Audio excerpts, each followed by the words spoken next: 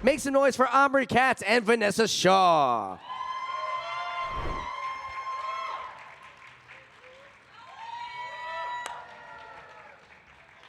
Hey, the moonwalk. I love it. No, it was a great moonwalk. I loved it. Hello. What's hello? Hi. Moonwalk? We're moonwalking now? There we go. You missed it. I'll 'cause add of mine your in there. behind me. Why not? Yeah, I wasn't paying attention. Ooh, yours at is you. way better. Woo! I did break dance well for done. like 27 Clap. years. Let's give it up. I did for him. too, and I broke my body doing Yeah.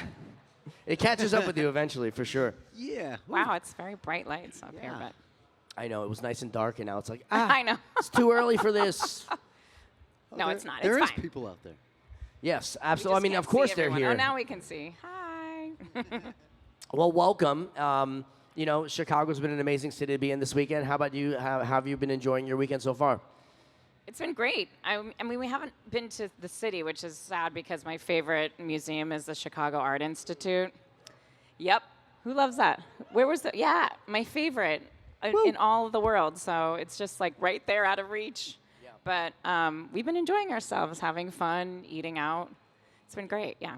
It's always great to not only go to a city where you can get to see cool things like a museum, but also come to a city where you get to connect with your fans of the project that we've been a part of. And you guys have been going to cons for a long time, but does it ever get old when you get to interact with your fans and get to see different cities, meet different people, and have them just talk to you about the projects that you've been in, especially like Hocus Pocus, Hills Have Eyes, Eerie, Indiana? I mean, it never gets old, but like for you, I would just love to hear how it feels to interact with your fans.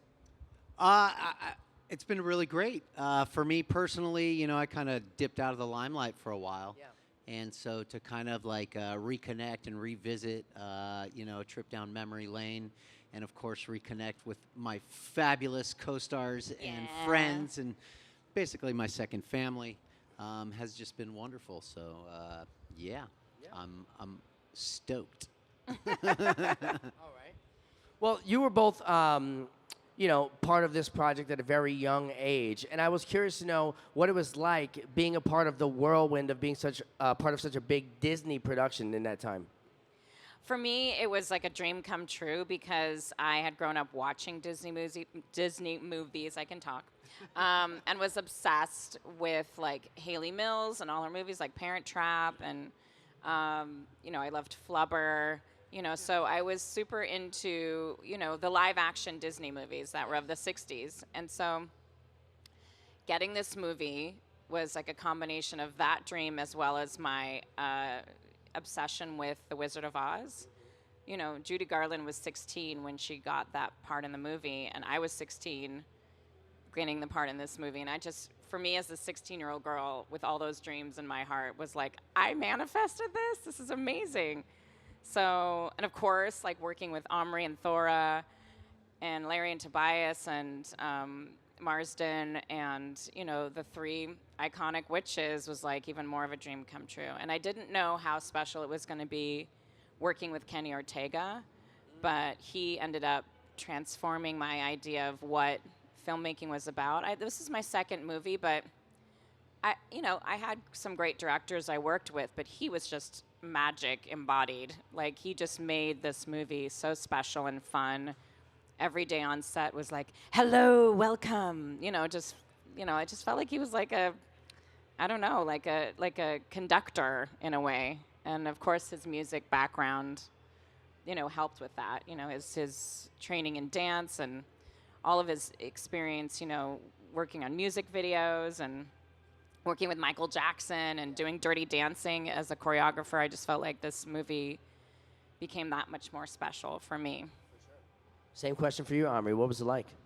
Yeah, I don't know. Like at the time, I didn't really take it in. I mean, obviously, working for a production house like Disney is quite a big deal because that's a staple in households and in the movie world. It was like the channel to have and the movies to watch. Sure, Yeah. especially for children. Of course, you know, yeah. But like in general, I mean, Disney has been around. What did they celebrate? Like 100 and something 100 years 100 years recently. a few years ago, yeah. So one of the oldest houses and one of the biggest. So to me, that was very exciting. And then as things started coming to fruition, we started rehearsing. And I started to kind of like take it all in, and obviously working with big names like Sarah Jessica and Bette Midler and everybody. That was yeah. It took a second, and actually now looking back, I feel a little more like, wow, I actually got to do that. Like, how fortunate and how lucky am I? Back then, I don't know, maybe I was just too young, and I was kind of like, oh, this is cool, great. Yeah. I was, just kind of floating in the clouds. So Yeah, for sure. Every Halloween, Hocus Pocus just re-enters the space and totally takes over. For instance, like last night I hosted this thing, it's Fandom Feud, and one of the questions was, what is the top Halloween movie? And Hocus Pocus was the #1 answer on the leaderboard. Duh, obviously. But when it comes to, that time, I wanted to know, because when we film something, usually you don't understand exactly what's going to happen or how it's going to be portrayed when it comes out. But when you meet fans, even after all these years, do they ever shed a light on maybe a point of view or something that you hadn't even seen it that way? Not necessarily that, but what you were saying reminded me of how so many young people, people that are younger than Omri and Thora and I, really thought this movie was a hit. And they had no idea that it was a bomb when it came out. And they're like, really? Because some of the questions they asked was like, how did you deal with all the attention after Hocus Pocus? I was like, literally, we were all embarrassed, like going, oh my God, this movie that we thought was going to be amazing totally bombed. Why? We didn't understand. And it's a mix of embarrassment and sadness, honestly. Like, we were totally bummed. They didn't even have a premiere. Like, we were just, heartbroken, really. So, what happened as the movie gained a lot of traction and popularity, people were like, I love doing this kind of, movie and that movie, which were like, these movies I did with, auteur directors. And then they're like, but I secretly love Hocus Pocus. And then it became where it's like, I love Hocus Pocus, and I'm proud of it, because of the snowball effect of this movie. So I think it's just interesting. A lot of people have no idea because they experienced just the extreme popularity of it really being synonymous with Halloween now. Mm-hmm. Really, like, just synonymous with Halloween, synonymous with trick-or-treating. Like, people basically trick-or-treat and then go home and watch, Hocus Pocus. So, yeah, that was the interesting part, is like most people thinking, oh no, this was a hit. What do you mean? And being educated that it was a total bomb. Yeah, it's definitely part of my household. My wife and her sister and her cousin, they do a thing called Galloween, and they dress up as the Sanderson sisters, and they have a crazy party, and they do the little step, down the street, and and I just keep my mouth sewn closed, and I don't join in on the fun. Yeah. No. You go as Billy. Exactly. I'm Billy, and stitch my just mouth. Shut up. Keep it shut. Wench. You firefly from hell. Trollop. So, Omri, you mentioned, you kind of stepped away from the Hollywood life and kind of went into some different endeavors. What channeled that decision, and how has it affected your life? Well, I don't know. I think I grew up in the business. I started when I was 3. I was just, you're trying to identify when you're in your adolescence. Right. You become a teenager. You're like, oh, I'm a man now, and all this. You start wandering and feeling, and I just came to a point where I was like, I just want to try to have a different human experience. So I was like, I'm just going to drop out for a while, and I found myself getting addicted to snowboarding. Nice. And traveling the world, for surfing, skating, snowboarding, all like that just became my lifestyle. And then, hardships, like in anybody's life, that money went dry, and I had to figure out like what to do with my life. So, I had to start from the bottom up again, and acting was just not really calling me back. I did a brief stint where it just was like, yeah, I'm in this for the wrong reasons. And then, I was. Were you gonna cut No, me I was off? just gonna say. I was gonna just ask. Didn't you say that the pressures of Hollywood and just the kind of the ugly underbelly of Hollywood was very apparent for us. And either you looked at it as a young person and went, just gonna keep my head down and keep working hard, or you're just like, I'm done. And a lot of us, even me, like was, on the fence about it too. Because if you're like a good-hearted person and not just about climbing over other people to get to the top, it really shakes you and rattles you, especially as a young person. You're like, is this a culture I really want to be a part of? Because what you love is the work and the fun you do with it. But he's such a nice guy that he was like, experiencing the pressure of, and experiencing the dark underbelly of Hollywood at a young age is just so jarring, and it really makes you think and go deep within and ask those questions. And, unfortunately, it's just infused that, like, you can hone your craft and you can be, the artist that you want to be, but in this industry, you also have to have some popularity and some publicity, and I think that's what kind of turned me off. I was just always kind of like, I didn't like the limelight. I didn't like doing a bunch of, like, cheesy publication, Tiger Beat type of bull crap that I didn't want to do. Were you on Tiger Beat? I was in, like, Tiger Beat. Oh my God. Yeah, and that's like so cute. I was kind of a poster child to some degree. No way. Where are those? Does your dad have those? I hope they're burned and at the bottom of the sea somewhere. We gotta search I eBay. was never in Tiger Beat. Well, you were in I don't know, was there like Tigress a girl Beat. version of that? I have no idea. Because it seems like it was all like boys in those, Yeah. So anyway, that kind of turned me off. And yeah, like I was saying, I just wanted to go have a different experience. And then coming back, it was just weird. I just didn't feel like I fit in and wanted to do that anymore. So I found other ways and other passions and other drives in life. And now, all of a sudden, we're kind of celebrating this movie, even though I'm not in Hollywood anymore. And it's actually been kind of nice. Like, I feel now that I have my self-identity and I'm really comfortable in my own skin, then it's like I really can. I don't care about embarrassing myself or doing anything. But the adolescence part is, you're really trying to find yourself. Yeah. And so I think I was just confused at the time as well. So.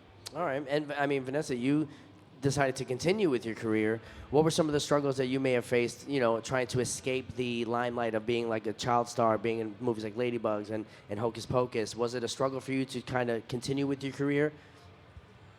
Yeah, so the thing I did, was keep one foot in, and I also I decided to go to college to see if there was anything else that I wanted to do, and I earned all my money from Ladybugs, from Hocus Pocus, to go to college at the time. College was a lot cheaper, but I did earn money for it by myself, which I was very proud of, because my parents were poor when I was growing up. So doing that was a huge accomplishment, and I was thinking, I hadn't really experienced the depth and breadth of what people say you can experience as an actor, which is like a deep connection to character, and you could do backstory and all this stuff. I was just like at school, learning my lines, after school got out, auditioning, and then, going and doing my homework in the car, and then going home and going to sleep. So it was kind of like my after-school sport. And so I didn't really know how to get deep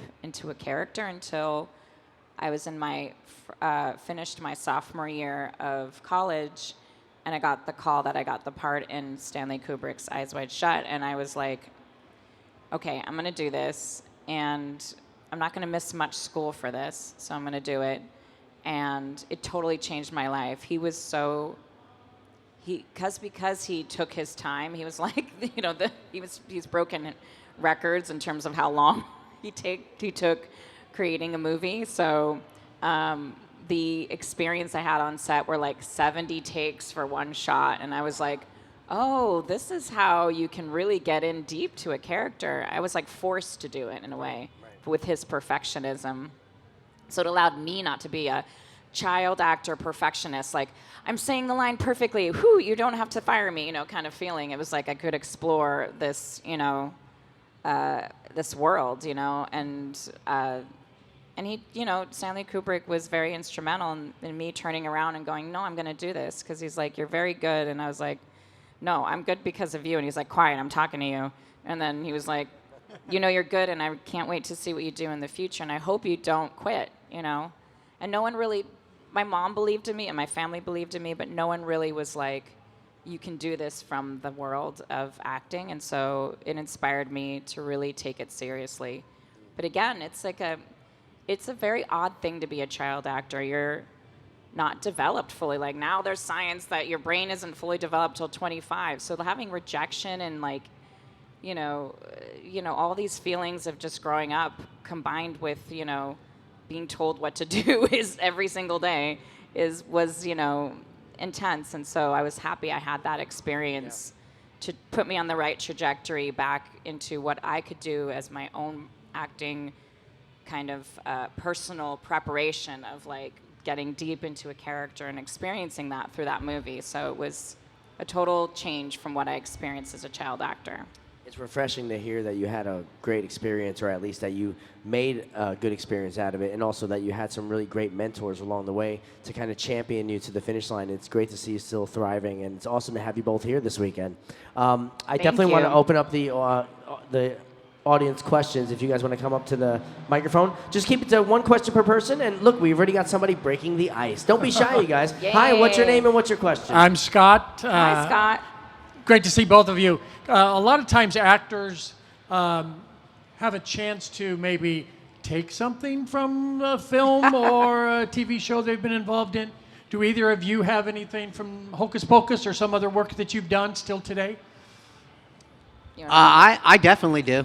I am a klepto, so I just steal shit all the time, you know? Like, Vinessa doesn't even know that I have her wallet with me. But no, I from Hocus Pocus, I took, you know, I had that bike I was riding in the graveyard scene where my shoes got stolen. And so they had 5 of those, and so I begged for one of those, and they gave it to me. Recently, I found the tie-dye shirt I was wearing in it, so I don't know if I stole that or they gave it to me. I'm not sure. I remember also having the set of boots, because like a lot of these things like end up maybe in another wardrobe house or something, and they might reuse them, but a lot of times they're like, it's already been bought. Here, have it. I do have from Eerie, Indiana. So I'm like, back in the day when you went missing, they would put you on a milk carton. And so I go missing in an episode, but I'm actually like missing within the milk carton. Anyway, I have the milk carton at home. And also, not long ago when I was cleaning out my dad's garage, I found a lot of stuff from when I was on Dallas. Like old little kids, like Western wear and stuff like that. Yeah, it says like J.R. Ewing Jr. and all this stuff. So, yeah, I guess I have a few adorable. things. Should give them to you for your kid. Oh my God, cute. I'll Like, take yeah, 'em. you could be a cowboy this this Halloween. Yeah. For me, I have Allison's earrings. They gave those to me. I always tell this story that I believe they offered me that beautiful red cloak, and I was like, no, because I just was lame and thought that wasn't fashionable. So dumb. My mom saved a lot of scripts, like the original Ladybugs script. I believe she saved Hocus Pocus original script too. Not the original, but the actual shooting script. Because the original actually was very scary. It was like a proper like spooky, more like Wizard of Oz scary versus like comedic, hilarious scary. So yeah, I have more scripts than like items. But yeah, so those are the only things I think I have. Oh yeah, and then I have Hocus Pocus hat that was the rap party hat, or the rap gift, sorry. Which is cool now because it looks like retro, 90s. I think Larry Bagby has one too, so he saved it as well. Great, thank you both very much. Yes. All right. Hey, what's your name and what's your question? I'm Celis. My question is for Vinessa. I'm a huge Ray Donovan fan, and Oh yeah. and you played Kate in there. I just wanted to know, what did you think about her ending when Ray killed her, and what was your approach to that character leading up to that?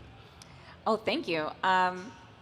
So when I first auditioned for the part, it was down to like, John Papsadera cast this TV show, and he was so good, just bringing like 3 or 4 people, not like the whole world, to audition. So it was down to the wire, and I'd already, I was meeting with the producer, creator, Ann Bitterman is her name, and there were other producers in there with her, and she's like, just want to tell you a bit about your character if you get this part, just letting you know that she falls in love and they fall in love, her and Ray, and then she dies.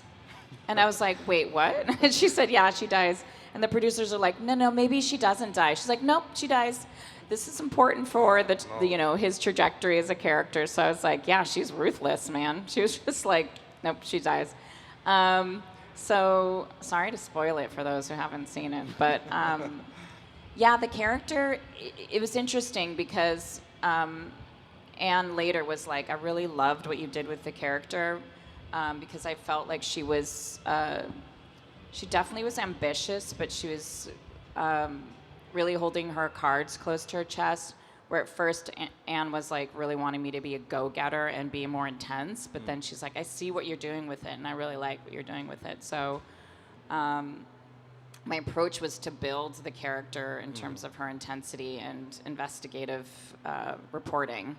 I also met with I can't remember which outlet it was, but a news outlet to like just do research on what it'd be working for the Washington Post. So that was informative for me. Yeah, so I was able to interview a reporter, so that was great. Yeah, those were my mixing that in. It was very tough. Again, like I was with the cream of the crop actors, and there's one scene where there's like big showdown, and I had to like hold my own with all these amazing actors as well as their intense characters. So that was I was very proud that I withstood all that and kept Kate and have the integrity of Kate. You did a great job. Thank you so much. Thank you for your question. All right, hi, what's your name and what's your question? I'm Kenneth. Hi, Kenneth. Hi, how are you? I'm doing well. Good. Are you doing well? I'm doing well. Good. I'm okay. I actually we went to Salem. I this love your year. shirt, by the way. Oh, thank you. Yeah. We went to Salem this past Halloween and visited the house, and it was hectic, but it was cool. Nice. I know, I'm sure. My question is for both of you. You both strike me as very nice people. Well, thank you. But now is not the time to be nice. It's the time to be honest. So I want your honest opinion on Halloween Town. On Never seen Halloween it, Town, so my I can't honest tell you. opinion is, yeah, I haven't seen it. Okay, well, that answers my question. Yeah, But- yeah, go ahead. No, you got it. Oh, I was just gonna say, actually, it was a while ago. We did a convention, and what's her name? Kimberly J. Brown was on our panel, and we're like, who is this person sitting in her panel? We didn't know. It wasn't our panel. It was perhaps we weren't prepared for it, but it could have been the kids from the famous Halloween movies all together. But we just Yes. got on stage and we're like, is this person? Who's this Supposed person? to be here? She was sitting where you were, and we were like, she's not the interviewer.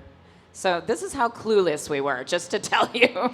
And then, we've obviously become a lot closer because we see each other at different conventions and different places.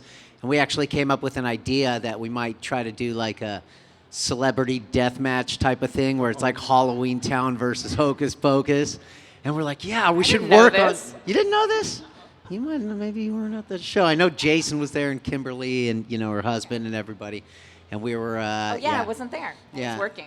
We were, So there might be something in the, something to look forward to. So needless to say, we've all been friends now for a while, but we were clueless. And just to kind of give context, that movie was shot, or Halloween Town was shot and released 96, 97. Yeah. Oregon, so we right? were old by then. We were in our 20s. We wouldn't watch a little kids show by then, so Okay, that's fair why enough. we were not educated. Wait, so the original question was, what's better, Halloween Town or Hocus Pocus? I mean, I was never going to ask that. There are some people that prefer Halloween Because Town. Hocus Pocus obviously is 1,000 There you times go. better. That's what I was looking for. Right? You didn't want to say, but he was inferring. Well, it's obvious. Thank you. Thank thing. you. Thank Thanks you for your your question. question. That was Goonies a good never one. say die. Goonies fan, yeah? It's our time. Our time down here. It's all There, over it's once we their ride up time. Troy's bucket. I love them. One of my favorites. Hey, what's your name and what's your question? My name's Christopher. Good seeing you guys. Hi, Hello, Christopher. I was just wondering what it was like working with Doug Jones as Billy. Oh, what a terrible human being. I can't stand the guy. He's so egocentric and just so full of himself and just mean. He's a terrible individual. No, actually, I love that gentleman. He's genuinely the nicest guy, I think, on this planet. He really is. And it's funny, like people ask also like, who is your favorite witch to work with? And when a lot of actors are up and coming, so Doug, was really up and coming. It might have been like his second or third project at the time. And so I think you're so grateful to be, having those opportunities that he was just, and he hasn't changed, thank God. But a lot of people do end up changing, becoming, too big for themselves. Doug has always kept it real. But no, he was so stoked to be working with us, and I think his energy just resonates, and he's the bomb. I just love. I don't know if any of you experienced Doug Jones hug. Yes. What do they call it? A huggle? Doug hug. No, a Doug I hug. Doug hug. hosted last year. And, Doug hug. Yeah. He's amazing. But yes, he loves hugs. He loves hugs. He's Yes. like, "Come here, precious," and he just squeezes your face, and you're just like, "I just love you." He just embraces you, and you just feel like a little kid no matter what. So we feel like a little kid when we're around him because he was basically 30 when we were shooting. So he was just as sweet and genuine and really hardworking as we were as Billy. And I feel like he added so much to the whole cast and added so much to the story. I mean, obviously, he was cast in the second one because people feel he's integral to the story and funny. So, he's a love. He's great. Yeah, he brings characters to life. Like yeah. he's really he's a one in a million. 8 billion. Absolutely. Aw. Thank you, guys. Thank you. Thank you. Hi, step on like up. your What's your name outfit, and by what's the your way. question? Hello, I'm Josie. Hi, Josie. Hi, Josie. All right. Hi, sister. What was your favorite Sanderson sister in the movie? We have the same Yeah, favorite. Sarah. I think we're all Sarah fans. There's just No, something both about of us. there's just something about her character. She was ditzy and cute and sweet and funny. And, like you can tell she's actually probably really nice, but her sister is always beating her down. So, that's who I connected with. Thank you. Me Sure. too. I loved how she had her weird quirks, totally spaced out. Ooh, what a lovely spider, and just and then where's my lucky rat tail? And I just was like, why is she in her own world all the time? What do you mean? Always, So that was my fave. Hey, what's your name and what's your question? My name is Kenny, and Hi, I got Kenny. a question. If you guys had to say, what's your favorite scene from Hocus Pocus? Ooh, We have the favorite. same favorite scene. We've been doing this a lot, clearly. Yeah. And it's your line now. No. Okay. Oh, no. We're going on script. No, I'm just No, kidding. no. It really, it's when we bring the witches back to life and it's because of the practical effects in the movie. There's not many practical effects anymore in film. So we were kids, so take that into perspective. And I loved every time we had to do a take where they were brought back to life, the floor rumbling, the floorboards moving up and down, they literally moved up and down. There was green light coming out of the ground. Smoke. Smoke, And wind. lights popping lights and popping, wind and yeah. And the book was flying around, but, bound down, obviously. And just Kenny going, go! And we're just like, I just was thinking, this would be an amazing ride at Disneyland, where you bring the witches back to life by lighting the candle. There's so many rides like that already, so why don't we do that? So this is just, I want everyone to experience how fun that was. I was like, I could do this all day. Yeah, you know, I try to explain to people the detail of the house. That house was built on a soundstage in L.A., but I mean, seriously, it was all made of real material. It was like solid wood. Everything was like handcrafted. It was truly like we would actually, I know I would, and I think Vinessa agrees, but like we would spend our lunches in there and just go hang out in there when we weren't shooting because it was just creepy and cool and fun to be around. So, yeah, that was some of the most memorable experiences and funnest times I had making it. And that was kind of right in the beginning. Like we did Salem for a couple weeks, and when we got to LA, I think the first thing we shot was that whole bringing the witches back. So like that introduction into, you know, already having fun was just like added more, and we were just we're like, okay, we're having a good time. Let's continue this. I got to hit Mary over the head with a pan. That was fun. Learning how to put a rubber. Learning how to getting ready to hit people. Yeah, there was like because I would hit her, and then he's like, no, you have to hold it because it's rubber, and it would just look like this. So I had to learn how to hold the pan in a way where it looked like a pan. A flimsy pan. Yeah, I know, right? Thank you so much for your question. Thank you. Thank you. Yes. All right. Hi. Hi. My name's Dorothy. Hi, Dorothy. Have you read the Hocus Pocus sequel book? Yes. What's your opinion on it? I love it. I really thought it was well done, well written. I don't know why that wasn't Hocus Pocus 2, but you know, Disney does what they want. But also Disney wrote that book, so I'm very confused. Did you like it? I'm going to ask you that question. I hadn't read it yet. Oh, okay. But I need to. So.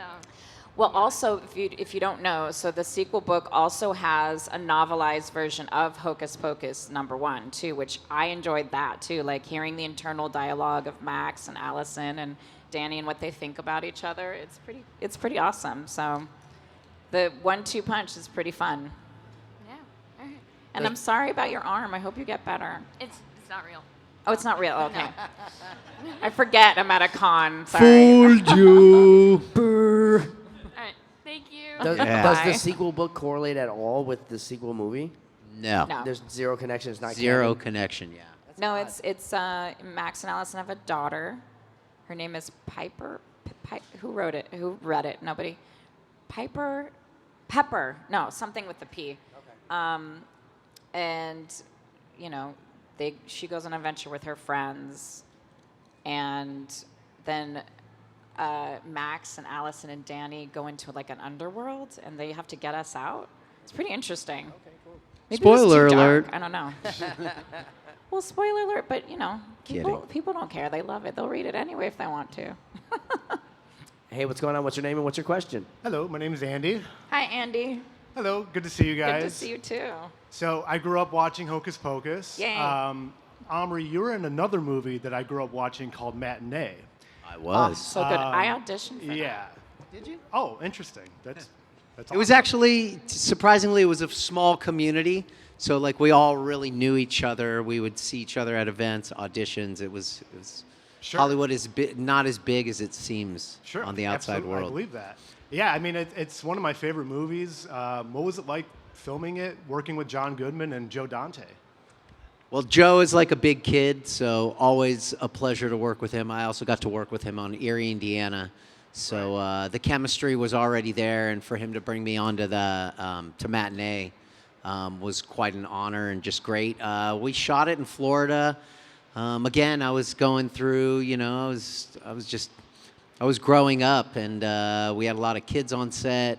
It was just a fun story. It was also the experience of like understanding that time in history, because obviously I wasn't alive during you know, the Cold War, or like, you know, the heart of it, and like the Cuban Missile Crisis and the threats we faced. And we couldn't Google stuff like this. It was really a blast. Yeah. Florida was a lot of fun. I remember we did our wrap party up in the Everglades. So we went like fan boating, like in the middle of the night with like gators, like seriously almost crawling up on the boat. I was freaked out. Nice and safe. I was like, they're not gonna crawl up here, but no, it was a really good time. And yeah, working with John Goodman, you know, looking back now, John Goodman is probably one of the most professional people I've got to work with in terms of like in this industry. So like I didn't really get to know him because if he wasn't working or being super critical of himself, he just wasn't to be seen. He wasn't like dicking around like off backstage or, you know, making jokes or cracking jokes. It's just like, yeah, just working hard. So now I look back, or now I take that kind of work ethic in my own work. And yeah, it's funny how you just learn or pick up things without even realizing it back then. Sure. So. It's awesome. Thank you. Yeah, Appreciate no worries. Thank you. Thank you for your question. Oh, we have another one. Hi, what's your name and what's your question? My name is Michelle. Hi, Michelle. I'm Michelle. wondering how you guys worked on set with Binks. Was it total chaos? Was it all, I must get this cat and just lovey-dovey on it and play with him and all that? I wish it was lovey-dovey-dovey. I know, because Binks is so cute, isn't he? All 30 of Binks. I was going to say, 30. were there more than one Binks? Yeah. Yeah, there's like, so Omri didn't remember this, but I brought it to everyone's attention that there was I called it a wall of cats. Like literally, the Disney studio lot that we were working on was probably the ceilings were as high as this, and there was just like, you know, cage after cage of cats. There was a cat. So apparently dogs you can teach many tricks, but a cat you can only teach them one. And in the, you know, animal wrangling world, that's what they say. So they literally pieced together Binks. So like the whole movie is like a different cat for each thing that they want to do. So the walking cat is one kind of cat. The jumping cat is another cat. The one batting your face is another cat. So it's like the sleeping cat's another cat. So like really, honestly, we were dealing with multiple cats. And then when they weren't on, you know, on stage or on the stage with us, they were back in their cages because they were working cats. So we couldn't really cuddle with them. It was sad. But we were, the training of each cat was we would have to feed the cat a treat and then we'll buzz for them and feed a cat a treat. So we're doing like a Pavlovian thing. So then they knew that the next time we were doing it without a buzzer that they would have to do whatever trick they were supposed to do. So it was very interesting. And then we have a funny story where that batting our face cat, like nothing good could come from this book. Don't read that book. That the cat was kind of going crazy and kept batting our face, and Kenny was like, "Cut! This cat's going insane!" Like batting, and we're like, getting overwhelmed. So that was the only funny part of the cat. But otherwise, they're very professional cats. He was Well-trained he was a great cats, kind of like me. like an Omri Katz. Thank you for your question. Dad All right. jokes. Hi. Hello, I'm Michael. Hi, Hey, Michael. My question is, do you like the song I Put a Spell on You, or do you hate it when you hear it? Because we've heard it so many times. Yes. Good question. You know, it's a great song. I'm personally I think my favorite version is the Nina Simone version, but no, you know, that's a trip down memory lane. So hearing it is always great, and of course, you know, Bet is like such a performer that you know, it's enthusiastic and definitely brings out the energy. So no, I'm not. I don't sick mind of hearing it. it. I'm not sick of it either. I love it. I just love how the song builds, and you know, say into, you know, the whole part. It's just so fun. Yeah, and when we were on set, that's also a memory of watching that come to life. So that was a whole experience that kind of locked into my brain of being there, witnessing that, you know, and feeling like we could feel like the whole room pulsating with energy. It was like we knew this song was going to be part of what was the charm of this movie. You could feel it. History, yeah. Yeah. Thank you. Yes. You're welcome. Yeah, thank you, and thank everyone for all your amazing questions. We have a few more moments here on the stage, so I just wanted to wrap up with a little talk about Hocus Pocus 2. I understand that in the way that they were writing the story, there wasn't necessarily a space where they can try to fit your characters into it. But let's say, because, you know, trilogies are really popular right now, especially with franchises like Beetlejuice. Now they're going to be doing Beetlejuice. Let's say they come out with a Hocus Pocus 3. Oh, and they no, can fit you us just in. said it 3 times. Oh, don't worry. He'll pop up tonight in the wrestling show.